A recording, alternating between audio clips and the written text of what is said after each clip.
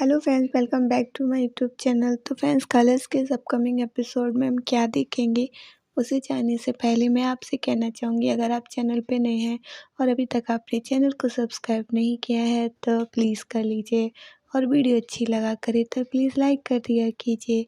तो फ्रेंड्स, यहाँ पे स्टार्टिंग में ही दिखाएंगे कि यहाँ पे वो जो होती हैं वो कहते हैं कि पुजारी जी की बच्ची के जो है फेफड़ों में पानी भर गया, उसको आप जल्द से जल्द डॉक्टर के पास लेके जाइए। तो वो कहती हाँ ठीक कह रहे हैं आप, मुझे डॉक्टर के पास जाना चाहिए। और इधर रवि जो है वो देविका को ढूंढ ढूंढ के परेशान हो रहा होता है, बहुत रो रहा होता है कि देविका तुम कहाँ हो, देविका एक बार आ जाओ कहीं से, देविका एक बार आवाज़ लगा। तो बहुत रो रहा होता है, तभी उसे एक आदमी मिलता है वहाँ पर। कहता है क्या हुआ भैया, क्यों रो रहे हो? तो रवि कहता है कि मेरी बीबी नहीं मिल रही है देविका, वो उस पहाड़ी से नीचे गिर गई। तो वो कहते हैं भैया, उस पहाड़ी से नीचे गिरने वाला कैसे बचेगा? इतनी ऊंचाई से नीचे गिर के तो कोई नहीं बचेगा, और वैसे भी इस पहाड़ी में जो चट्टानें हैं वो इतनी नुकीली हैं कि उनसे टकराने के बाद कोई नहीं बचेगा। तुम खामखा इतना परेशान हो रहे हो। तो रवि कहता है नहीं बाबा, वो जिंदा है, मुझे पता है। मेरी देविका जो है देवी जी की इतनी भक्त है, चाची जी ने बताया था, बचपन से उसका हर संकट को टालती आई हैं देवी माता। तो देविका को हमेशा बचाया है, और देविका ने मुझसे कहा था वो कभी कहीं नहीं जाएगी, हमेशा मेरे साथ रहेगी। मुझे यकीन है मेरी देविका पर बाबा, मेरी देविका कहीं नहीं गई है।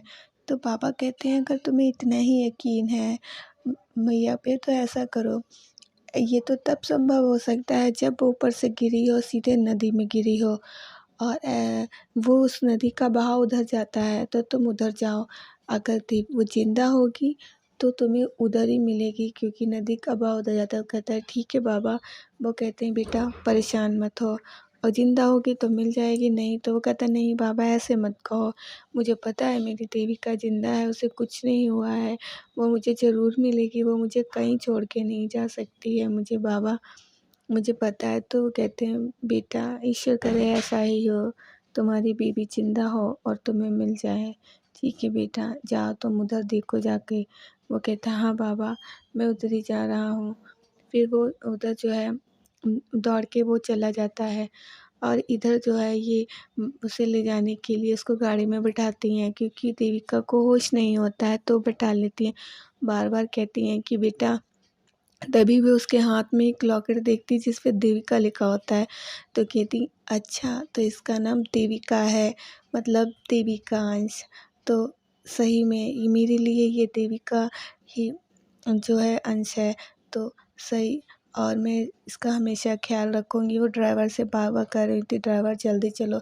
ड्राइवर जाता है वहाँ पे, आगे देखता है रास्ता बंद है, तो कहता है मैडम जी रास्ता तो आगे बंद है, मैं गलत रास्ते पे आ गया। कहती इस तरीके से तो हम सुबह तक नहीं पहुँच पाएंगे, जब तुम्हें पता है कि इधर रास्ता नहीं तो इधर क्यों आया? मुझे अस्पताल जल्द से जल्द पहुंचना है।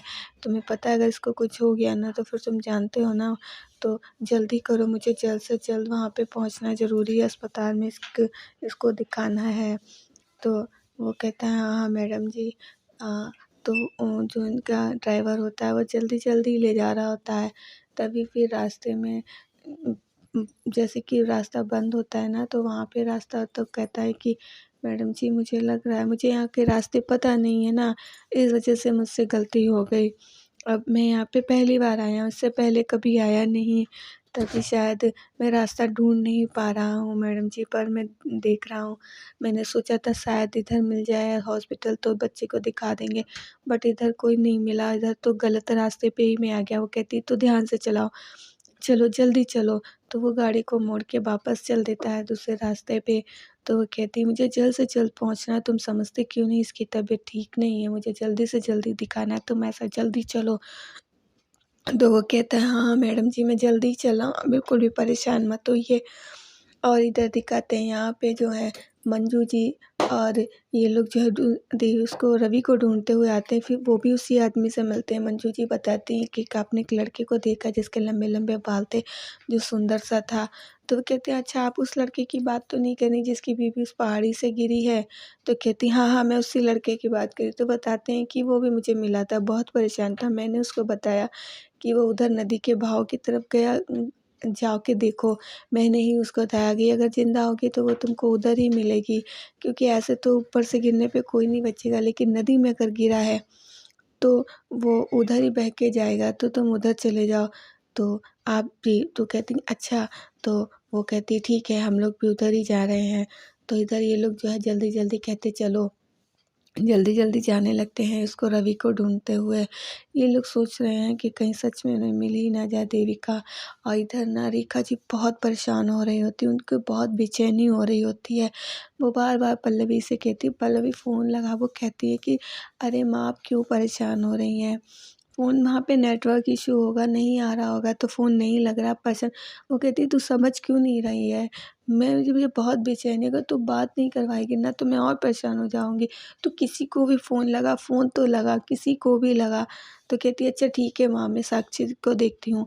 तो वो साक्षी को फ़ोन लगाती है और रेखा जी बहुत ज़्यादा बेचैन हो रही होती है, उनको बिल्कुल भी तसल्ली नहीं हो पा रही होती है, क्योंकि उनको महसूस हो रहा होता है कि कहीं कोई दिक्कत तो नहीं है। तभी वो पल्लवी से कहती हैं, पल्लवी तू जल्दी फ़ोन लगा, मुझे तो बहुत वो लग रहा है, मेरी किसी से तो बात करवा, किसी का तो फ़ोन वहाँ पे लग जाएगा ना, तू लगा प्लीज़ पल्लवी। तो पल्लवी कहती हाँ, फिर वो साक्षी को फ़ोन लगाती, इनका फ़ोन बजता है। मुंटी कहता फ़ोन है, प्लीज़ तुम बताना नहीं, क्योंकि हो सकता है कि रवि जीजू का जो विश्वास है वो जीत जाए, तो तुम उनसे फ़िलहाल कह दो कि नहीं यहाँ पे सब कुछ ठीक है।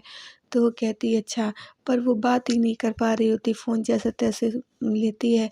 तो वो कहती हैं रेखा जी कि हाँ साक्षी, तू बता कि सब वहाँ पे कैसा है? पर वो इतना रो रही होती है, कहती है कि माँ सब ठीक है, यहाँ पे नेटवर्क प्रॉब्लम है ना, इसलिए यहाँ पे बात नहीं हो पा रही है।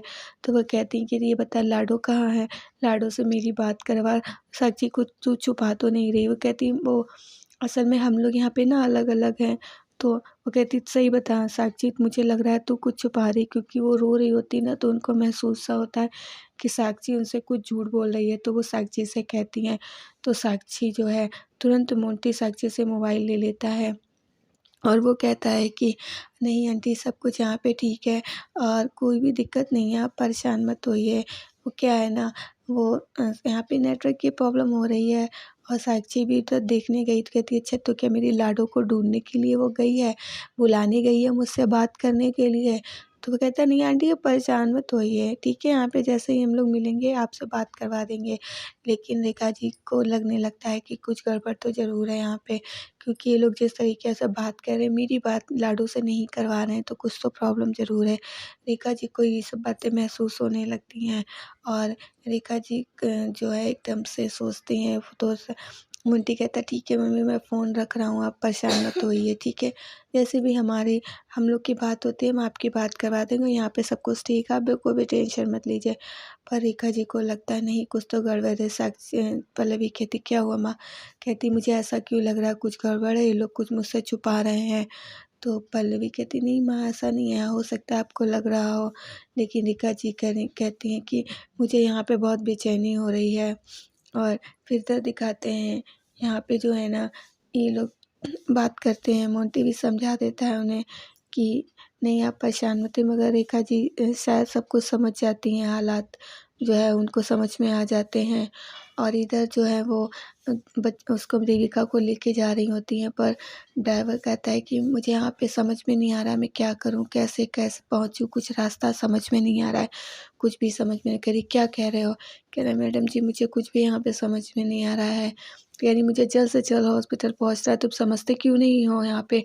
और इधर से रवि आ रहा होता है सामने से देविका को ढूँढता हुआ, कहता है वो देविका की पुरानी बातें सोच रहा होता है कि यहाँ आने से पहले पहले कैसे क्या हो रहा था। वो चाह भी रहा था कि वो हम ना आएँ, क्योंकि महसूस होने लगा था कहीं कुछ गड़बड़ ना जाए, पर देविका समझा देती है, तुम्हें विश्वास नहीं है क्या? ऐसा कुछ भी नहीं होगा जैसा तुम्हें लग रहा है, तुम क्यों रोकने की कोशिश कर रहे हो? हम चलते हैं ना, हमें तो वहाँ पे आशीर्वाद ही मिलेगा। और यही सब सोच के वो आ रहा होता है। बस यही सोचता है कि देविका कहीं मिल जाओ तुम। फिर यहाँ पे जो है वो आ रही होती है, उनका आमना-सामना हो जाता है उनकी गाड़ी का और रवि का। तभी वो ड्राइवर कहता है कि मैं ऐसा करता हूँ, रास्ता पूछ लेता हूँ, सामने से कोई आ रहा है। तो वो कहती हैं, हाँ ठीक है पूछ लो। और फिर वो रास्ता पूछने के लिए जो है बाहर निकलता है, कहता है मैं पूछ लूँ। इधर दिखाते हैं कि यहाँ पे ये लोग जो ढूँढ रहे होते हैं, निवेदिता कहती है कि अब सही है, देविका नहीं मिली। कुछ दिन के लिए रवि परेशान तो होगा, लेकिन फिर रवि को भी समझ में आ जाएगा और रवि मेरा प्यार एक्सेप्ट कर लेगा। बस थोड़े दिन की बात है, ऐसे ही थोड़े दिन उसको परेशानी तो होगी, ज़रूर होगी, लेकिन फिर वो समझ जाएगा और उसके बाद मेरा रवि मेरे पास आ जाएगा। चलो कम से कम जो हुआ सब कुछ सही सलामत तो हो गया। और साकेत भी सोच रहा होता है, क्योंकि साकेत का प्यार तो देविका ने एक्सेप्ट नहीं किया था, इसलिए साकेत को उस पे गुस्सा आने लगी थी। और निवेदिता बहुत खुश होती है कि उसका प्यार अब जो है उसे मिल जाएगा। तो फ्रेंड्स आज के लिए इतना ही। अगर आपको वीडियो अच्छी लगी तो लाइक कर दीजिएगा और अगर चैनल पे नए हो तो सब्सक्राइब कर दीजिएगा। अब हम मिलेंगे आपसे नेक्स्ट वीडियो में। ओके फ्रेंड्स, तब तक के लिए बाय बाय।